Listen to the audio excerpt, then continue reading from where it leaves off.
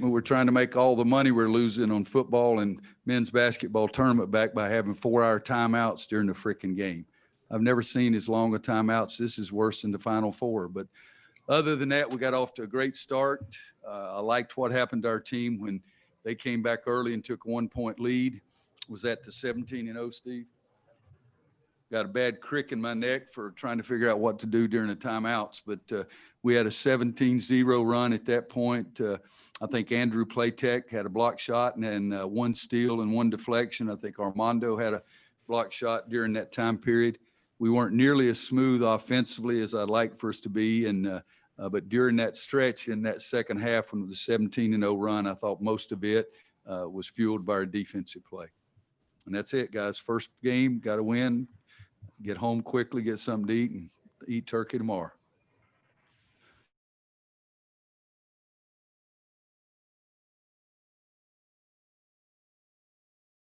Was it? How unique was it to play in a game without fans for a season opener?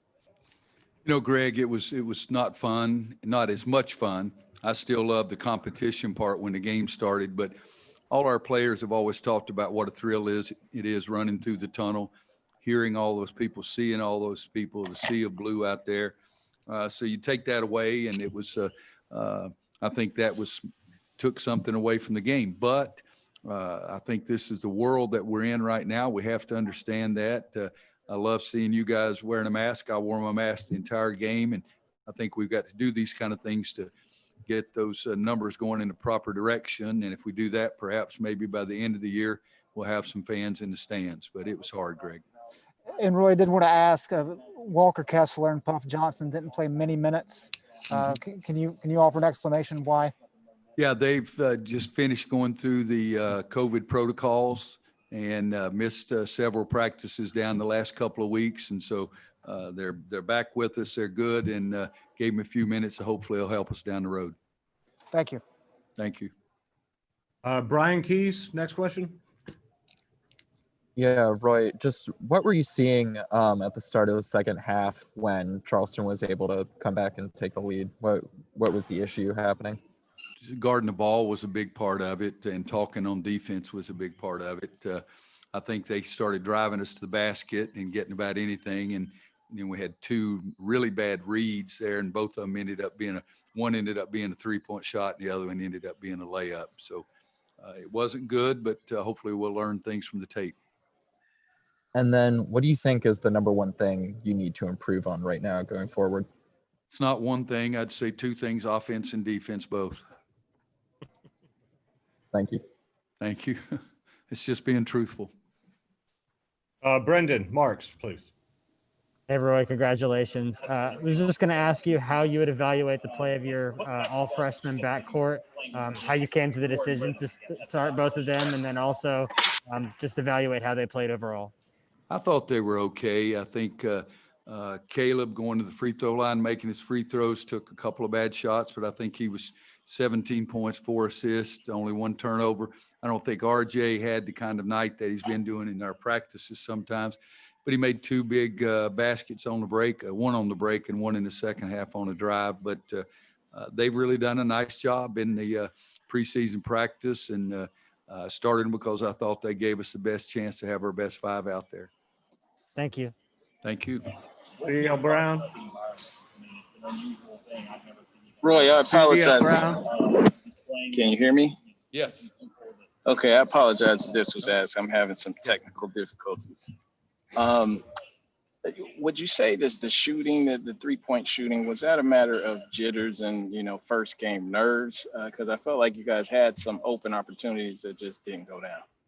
Well, I think we're going to be a much better shooting team than we were last year. We didn't show it tonight, but guys, we had 4 freshmen in the top 6 or 7 guys in the game, and this team probably needed an exhibition game and a scrimmage, or 2 exhibition games, maybe more than any team I've ever had. And so the whole thing was different.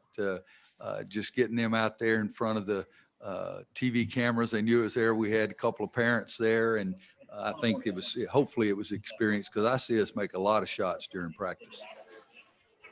Thanks, Coach. Thank you. Mike Tober. Good evening, Coach. It's nice to see you. Staying on Thanks, staying on the freshman front, I want to ask you your thoughts on the play of Dayron Sharp. Obviously, you look pretty impressive getting up and down today. You know, it was a flip of a coin kind of thing who I was going to start with the big guys because Dayron's had a magnificent preseason. And in fact, I was going to start him in the second half, but he already had the 2 fouls and I didn't want to start him and get the 3rd foul so quickly. But that was the plan, was to start Armando and then start Dayron in the second half and start Garrison both halves.